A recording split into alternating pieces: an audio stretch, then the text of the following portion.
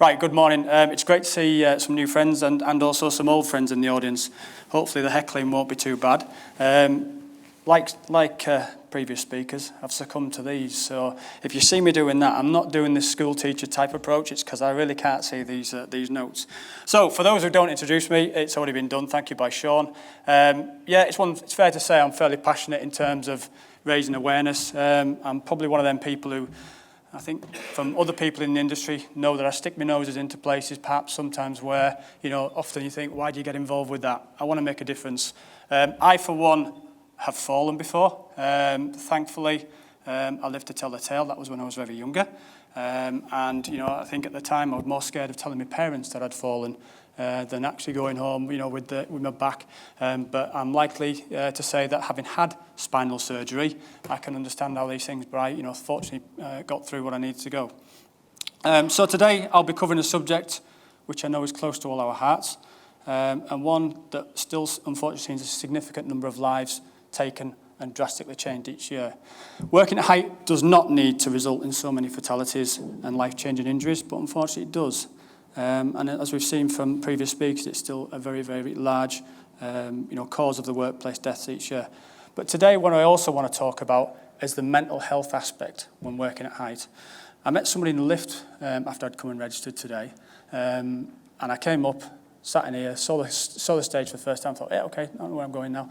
Go and see my colleagues on our stand in the AIF, get the same letters, and thought, I've forgotten these. So it just shows that our mind isn't always on what we're doing. And that's, and all I'm doing here is standing on a stage, which I'm actually glad I got up without tripping up. So if I'm working at height, I've got free access to potentially carry out my plan, if I've got a plan. And for those of you who've ever done mental health, any mental health first aiders in the room, incidentally, please? No spattering, yeah? Okay. Any mental health champions in the room? One. Okay, so we've probably got about 10, 15 first aiders. I forgot to put my hand up. And we've got one champion, okay. But if I'm working at height, however I want to put this, and you might not agree with everything I say today, is I've got an actual tool to carry out my job, if you understand what I'm trying to get at there. I'm not going to go through the statistics because we've clearly been given them today, but a significant number of people have lost their lives. But in terms of UK deaths-wise, there were 6,507 suicides last year alone. And that rate has risen by about 11%. All right, so we must do all we can to clearly change figures in terms of, workplace deaths, but equally we've got our own part to play in the bigger sort of fraternity of people who take their lives and, of course, people who probably attempt to take their lives but don't succeed. So you'll see there's some of the things I'm doing. All right, so I'm not going to worry too much of that. Very proud to be ex-forces, Royal Engineers, so I've done my time in that sense. And in developing these things, you can see that, hopefully what we do now is we allow people to live, go home to their families. I spent 8 years in the forces. I must admit it was a few moons ago. I didn't have as many grey hairs on my head back then, but I'm also look back at my time and proud to have served. But I'm also glad there was no smartphones around when I was working in the Royal Engineers, because some of the pictures that they would probably collared me for working at height, I would probably not be the best ambassador for standing up here. I would also suspect some of you in this room as well. So moving on to onto this session then. What I need to tell you is you need to keep an open mind with this. This is a real event and a real incident. Names have been omitted and photographs have been changed to protect both the individual and the company. But for the purpose of today, what I will do is I will take the lead as the safety manager on the day. So, the date was the 16th of June, 2018. I just finished at the gym, as you can tell. Doing a bit of showering, getting changed, and the blooming phone goes, flipping heck, it's going to turn out to be any other day. Hassle, blooming issues, firefighting, what can we do? However, this was a totally different phone call. This was from our project managers, and I was told a guy, who will be named as Rob, had fallen from the building. It looks like he's not going to make it, and the ambulance is on its way. I told the guy on site, look, make him as comfortable as possible, make a list of people in the vicinity, take photographs of the area, not of the IP, cordon off the area, the normal thing that any safety managers would do. Any safety managers in the room, incidentally? So yeah, quite a few I expected.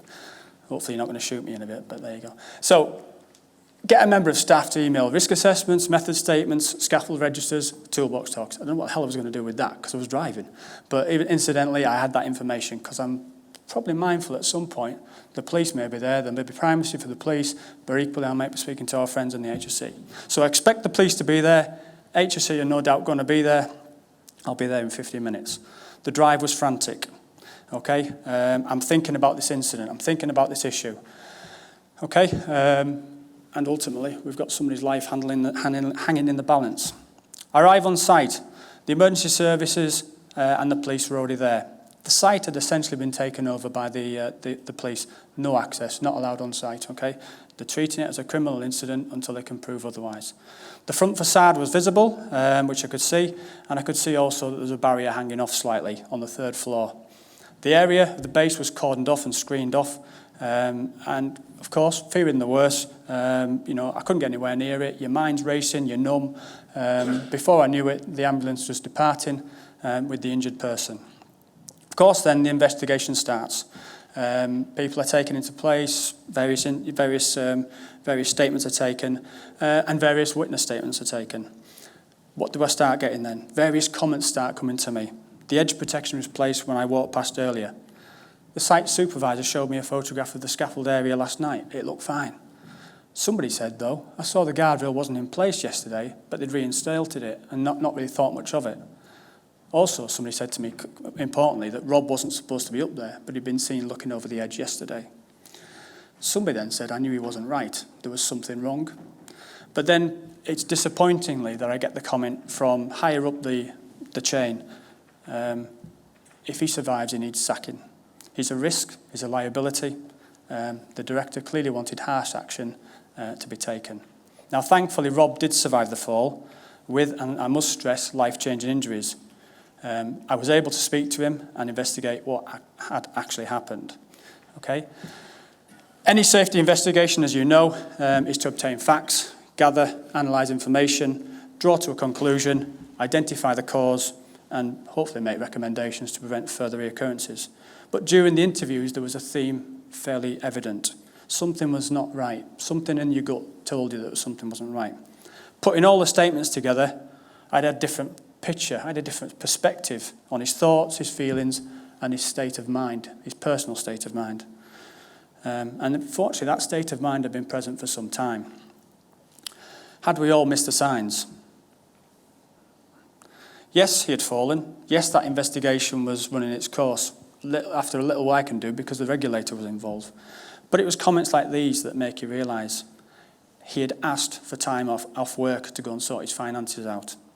We had asked him if he was going to come to the pub. He declined. He was tired. He wanted to sleep. Rob had conferred in somebody that his wife had left him. He'd been having marriage problems for a while, but thought nothing of it. You know, many people break up, they split up, they get on with it. All right? Tried to get him out for a few beers last night. He just wouldn't do it. He'd become quiet, withdrawn, introvert, and he didn't want to be involved around people.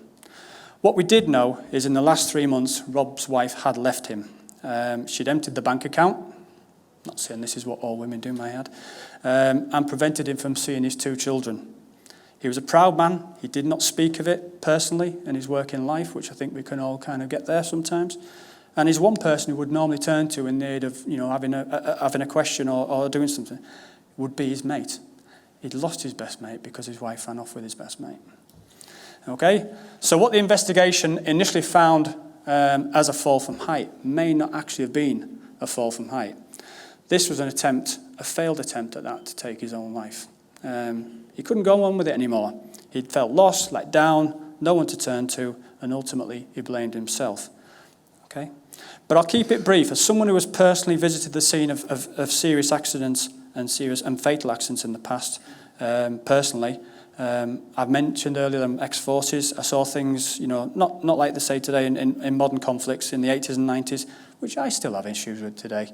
And it takes a lot for me to say this in an open forum like this, and I know some of you know me this in the room, but I have suffered with my own mental health, as I'm sure some of you in this room have yourselves. We can never know all the problems faced by workers, so often everybody is treated the same. We are, however, not all the same. Many work away from home, separated from loved ones. That's invariably going to put pressures on relationships and put relationships under strain, missing birthdays, etc.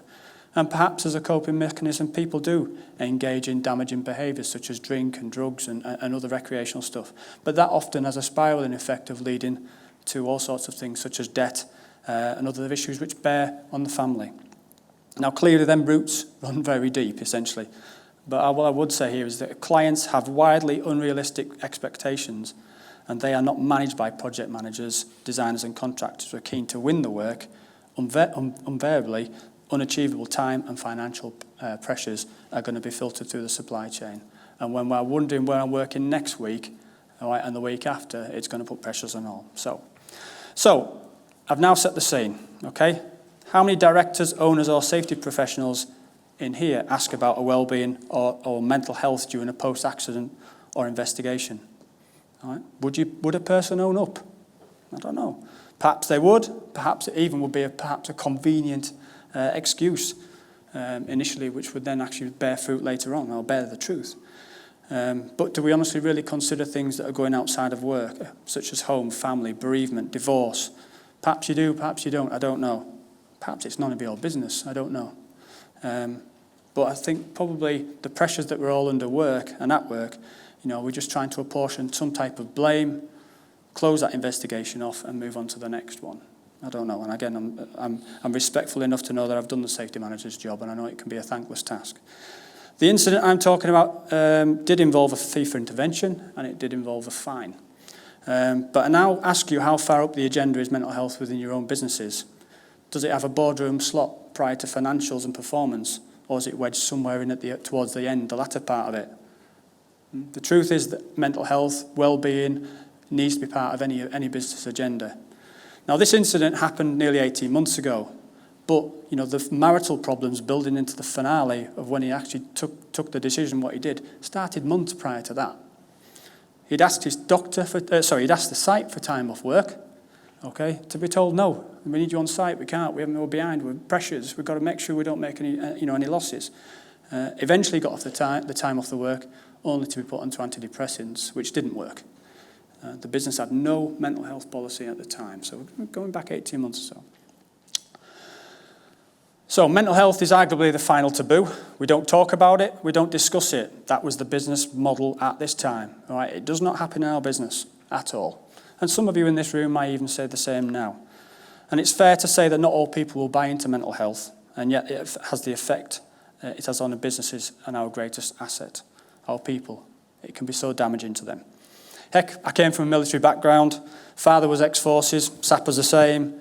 All right, I used to get a clip around the ear and a kick up the backside, man up, suck it up, get on with it, buttercup, that normal sort of thing. And that, it was I think probably like everybody in your younger years, you just get on with it. That's what's expected. Nearing 50 now, I know you can't believe it, but I have a different perspective on this. So I haven't got for the just for men yet. So most of us in here would feel comfortable comforting someone with a physical injury. Agree? Yeah? Yeah? Normally below the neck, it's obviously visible, we can often see it. Yet when somebody has a problem from the neck upwards, we hold our hands up, we don't know what to do, we shy away, and we swerve it, or we don't know what to do. This mental state of this individual is something that we need to look at. So where do you start? You may be familiar with this particular roadmap. Anybody seen this one before? Yeah? New to some? Okay. That's where you're going to get this from. You may be familiar. It has evolved in the UK. It's also indicated in the Mates in Mind sticker system, which has been adopted into many construction sites. And I encourage you to look at the Building Mental Health framework for Mates in Mind. It's brilliant, it really is. There has been some fantastic talks given on this subject, far better than me, or what I'm doing now. But people like Martin Coyd of Mace, Kevin Fear of CITB, Rob Stevenson, who's the founder of Inside Out, and also himself suffers from bipolar, Simon Blake of MHFA, and latterly Clive Johnson, who used to be at Land Securities or Landsec, because he's now come out saying that he's got burnout and he's left Landsec. So you'll find these people on a lot of social media channels. Great to listen to them. Stick a podcast in the car and away you go. But it gives you a bit of a roadmap where you want to go, education, training, individual, and some of the things that we can do. So let's not forget. Let's go back to our incident. It occurred in June 18, and it resulted in a £45,000 fine for a fall from height. Yet the incident really started in January, when the individual asked for help from his business, okay, but there was none. There was no help whatsoever. There was no mental health policy. There was no support on site. There was no support in the business. By the 6th of December, he was able to return part-time work, and in that 6-month period, further costs were incurred, essentially by bringing outside help in to support and replace the injured person, because it was that detrimental to the business. Collectively, with this fine, this has amounted to a staggering 100k. Okay? Now, not to forget the cost to the individual who actually suffered the fall, all right, who's going to now pay for that for the rest of his life. But some might think this is a personal issue that has been brought to work. Let's not forget the long hours that we work, the Friday that you're stuck on the traffic, yeah, not being able to get even something to eat at lunchtime, okay, not even getting a drink, the pressure, uncertainty, missing birthdays. There's a plethora of information and issues out there, which I'm sure probably all of you in here can resonate with too, and I can see the nodding heads. Okay, he misses the birthdays. It's always a sort of a bad time. Having personally, that clicker not working. Sprogged it. Having personally been involved with interventions, I can confirm it's not for the faint-hearted. Being a mental health first aider in our own business, it certainly affected me. The intervention I had was in one of the northern depots that we have, and we have 30-odd depots. Of what was a 4.5-hour drive back home, I think I stopped 3 times because I just couldn't concentrate on the road because of what the individual had said to me, what they had in their mind. So my point being there is you're different after you've had one. And I thought I was quite kind of bulletproof in that sense, you know, man up, get on with it. Intervening with your own employees can take many forms, though. It could be a one-off discussion, and there will perhaps probably even be follow-up discussions. Who's going to pick up on that mental health first aider or that champion's work whilst they're being distracted, rightly so, with somebody who needs help and support? All right, because the pressure and the emails that I clock up whilst I'm dealing with that, I can tell you now when I got back I had probably 300-400 emails that I had to go through. So it's a thing that just goes round and round. The World Health Organization estimate there's approximately 1 million people die each year from suicide. And what drives many people to take their own lives? You know, those who are in the grips of depression and despair, and at the time when they're working for you, their mind not on the job. If we saw some of the figures from the HSE earlier, do you see the ladders was far, far in excess in terms of fatalities? You know, 3 points of contact on the ladder. I'm not thinking about it. I'm thinking about things I'm doing tomorrow, or, you know, I'm getting mithered. She's texting me. He's texting me. Whatever it is, yeah. So my mind's not on the job. It's difficult to understand what drives so many individuals to take the pain, but you know, unfortunately, a suicidal person just wants rid of that pain. Okay, so in terms of going forward and trying to give you some practical elements out of today, where do you start? Okay, I've shown you the roadmap. First of all, you need to make sure and show that people that you care within your own business. Being a mental health champion or a first aider, you can have discussions least when you expect it. All right, walking out the door thinking I'm going home tonight, and then suddenly somebody who's waited 3 hours to call you because there are less people in the room now, yeah, and they've got you now. So be mindful of that. It can be quite, you know, oh, why have you got me now? But it's their first time. You may be their passage to stopping them doing something later down the life. So you know, just bear in mind the courage that they've taken to actually taking the time to discuss with you. Developing a support network is important for your mental health first aiders and their champions, and always remember to support the supporter. They need it. Decide what type of training you're going to invest in. In your business now, do you have mental health first aiders in your business? Yeah, there's nods going around, which is brilliant. Well done. We need more. We need more. Certified mental health first aiders and champions need to be suitably resourced around your organisation. And I may well plug, whilst I'm up here, our own training division of UTN Training. We run mental health first aid courses. Paul, who's sat somewhere in the audience, has a stand down there. Please go and see him if you're interested. We'll give you some details. But also consider the geographical spread of your own business around the country. You know, the sites you operate on, where you work. Perhaps the lone workers in your business that are out there in vans or doing things, you know, potentially on their own. Look back. So, how do I develop it? Where do I start? You know, what schemes do you already have? You know, as we always said, the analogy with mental health when we did our course, look down the back of the sofa, under the stairs or the cupboard. It's sometimes amazing what you've actually got already in your business, but you just didn't know, or it's fallen by the wayside. You may have existing health programs already in the business and well-being and wellness, but do your people know about them? They're great if you've got them, but at what point is it? Is it something you just put on a tender for a job? Yeah, we've got these, but if you're not telling anybody about them, how do you know they work? Do you participate in well-being programs? And you know, we certainly do. We use Westfield, and they give us various sort of things. EAPs, have you heard of it? EAPs, employee assistance programs. They're not the holy grail. They don't mean you've done your bit regards to mental health. It's part of a process. Our own insurers, for example, give us free access to a doctor, and for a small fee, we can have referred to a health professional 3 times a year. If I think of that £100,000 that it costs that business, if they'd had some telephone service or system where that individual could probably have had a little chat with somebody, it could probably have, you know, hopefully change their ways. But you may have some that also sort of fallen by the wayside. Cycle to work scheme, Bupa healthcare, you know, subsidised gym membership from your insurers. Well-being and wellness is all the talk at the moment, yeah. And you know, it's widely accepted that, you know, a healthy mind, a healthy body will give you a healthy mind.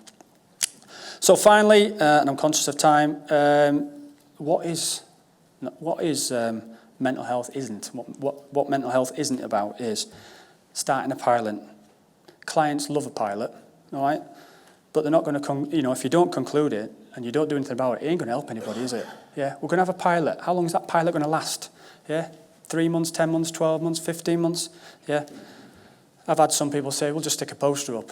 That'll sort it. Yeah, great. Put them in, how many of us here, the gents, certainly, will go into the toilets and find in service stations, it's got your mental health posters now there. Subliminally, they're trying to tell you about these things. I don't know if it's the same for ladies, because I've not been in a ladies' toilet. But I'll stick a poster up. We've ticked that box. We've done it. Great. Yeah, no. And I've even said to me, we'll just have a toolbox talk. Yeah, that's all that's required about this. We'll tell them about it, and we'll tick that box. It's not the case. Certainly not the case. Okay, my last couple of slides. To summarise, be bothered. Okay, I've talked about my personal side of things. I've talked about a business which I know, and I know the safety manager very, very well. I've known him for many years. It affected him as an individual. All right. I think the bit that really affected him more was because higher up, they wanted to kick the can down the road. That problem, this individual down the road, they did not want him to be in that business anymore.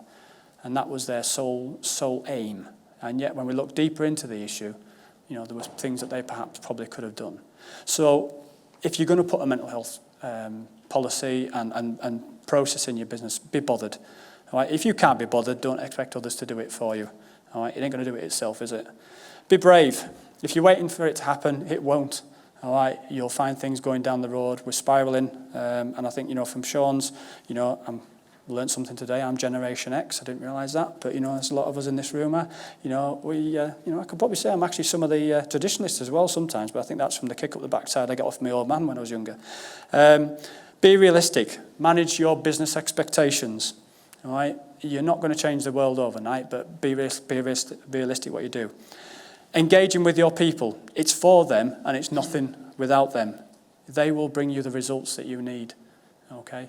All right? Many people have these open forums. Some of you may have heard of Yammer and things like this, where they can go on there openly and explain some of their issues. There's some great apps out there now.